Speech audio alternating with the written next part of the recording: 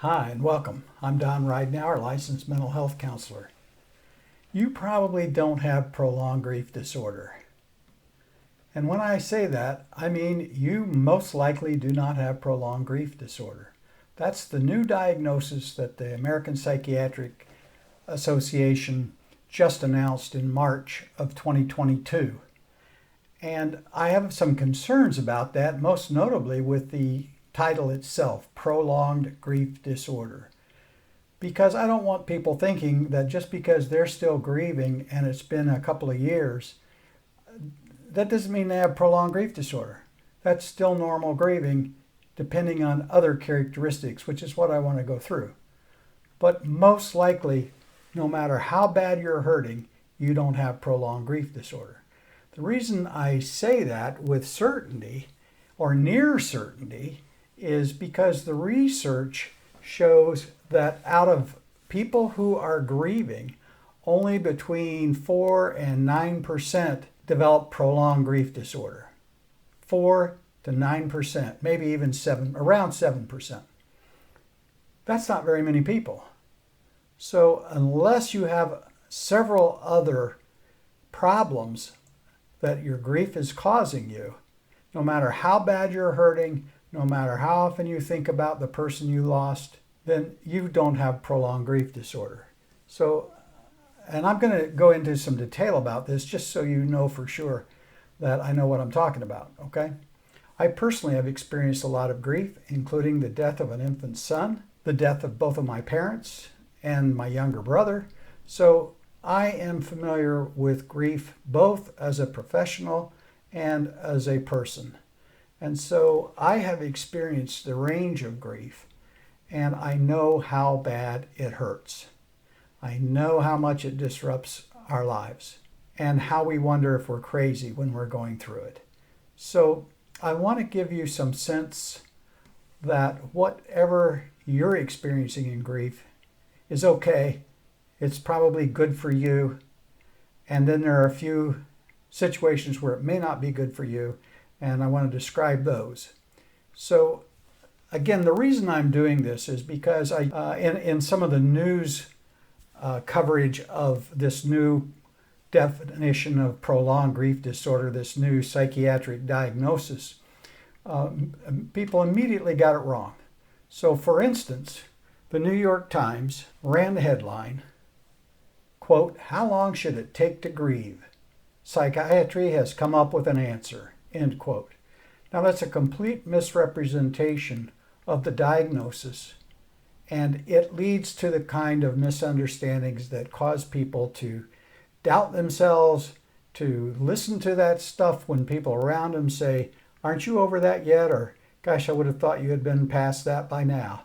And it's been 6 months, or it's been a year, or 2 years." I don't want people feeling they should be over something when most people are not over it.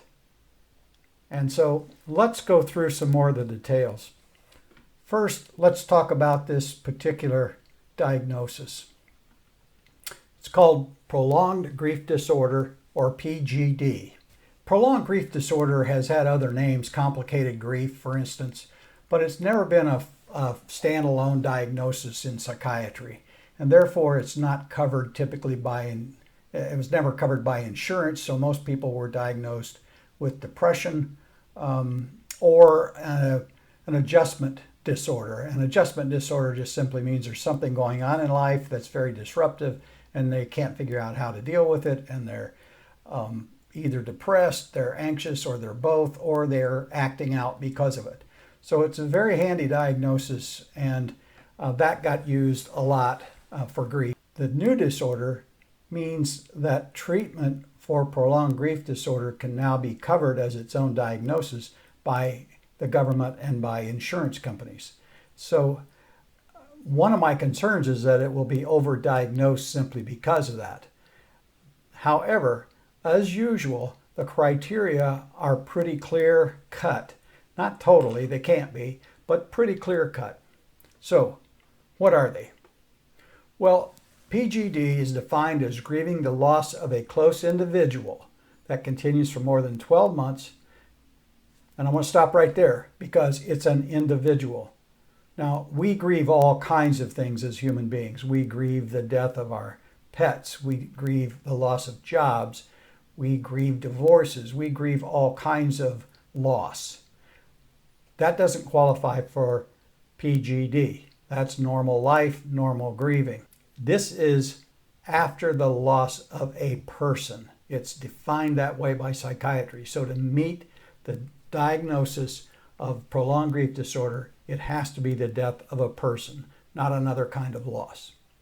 So it's the grieving the loss of a close individual that continues for more than 12 months, 6 months of its child, and it's characterized by either or both an intense yearning or longing for the deceased person and or a preoccupation with thoughts or memories of the deceased person. And in addition to having at least one of those, at least 3 of the following 8 symptoms must also be present most days and nearly every day for at least a month. The symptoms are identity disruption, not knowing who you are, losing your sense of self, a marked sense of disbelief about the death, avoidance of reminders of the deceased, intense emotional pain, difficulty reestablishing normal relationships and activities, emotional numbness, feeling that life is meaningless, and intense loneliness. So any 3 of those 8 present every day for a month and most days for a year to qualify a person as having prolonged grief disorder. In addition, the grief must cause significant distress or impairment in the major areas of living, work, school, family life. Finally, the grief reaction must exceed cultural expectations for duration and severity and not be explained by another mental disorder. So, you probably don't have it, but I'll guarantee you've felt numb. I'll guarantee you've felt intense longing for that person. I know when my infant son died, I could still feel him as if I were holding him in the crook of my arm, and I longed for him to be there again. So why wasn't that prolonged grief disorder? The reason is I went back to work after about 2 months.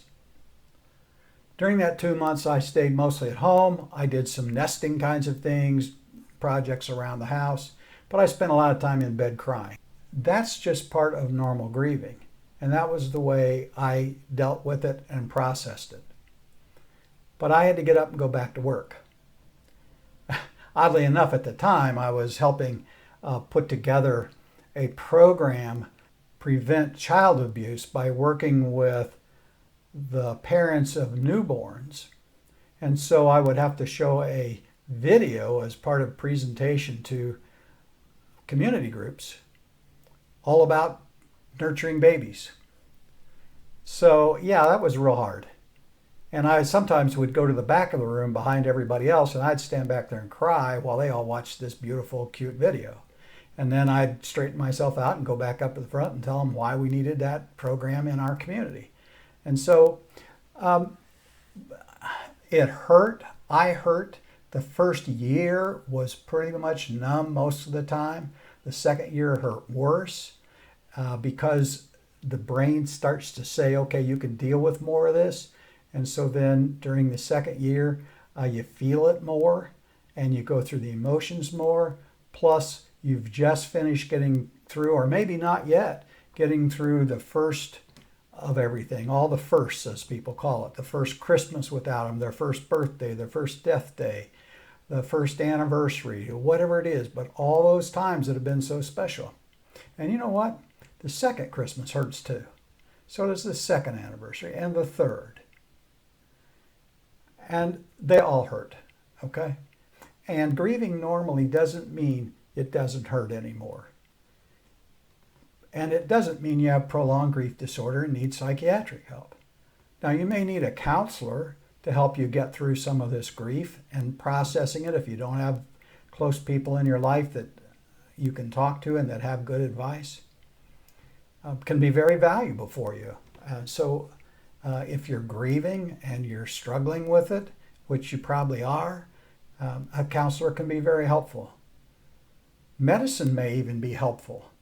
If you become overwhelmed and you can't get out of bed, medicine may give you a window to work on the grieving and to get your life going again. If you have prolonged grief disorder, it means that after that first year has gone by and you're still spending most days at the graveyard or multiple trips to the graveyard every day, sitting there for hours, and you're not taking care of yourself, and you're not working, and you're not doing any of the normal activities of day-to-day living, then you probably have prolonged grief disorder, and you really need to get some professional help. If you're spending all of your time going around feeling like there's no life for you now, you have nothing, and you don't mean anything, and you wish you weren't here, and that goes on for more than a year, you should definitely get some help with that. That is most likely prolonged grief disorder, and it typically doesn't get better on its own. Suicide becomes a risk in all of that. And I know that if you lost a spouse or you lost a child, you went through those times when you wish you were with them and you would happily go. And so that's normal grieving. Most of us feel like that, but we don't act on it. We don't even get serious about it because we know we're here and it's not our time, and we have other people in our lives and other things that give us meaning and other reasons to go on. Even if we can't feel them very much, we still know that and can act on it. People who are suffering from prolonged grief disorder can't get past that. That's the way they spend their days. They don't even know who they are in the world. And it takes a while for them to sort that out again. So that's the core and the essence of prolonged grief disorder and how it's different from normal grieving.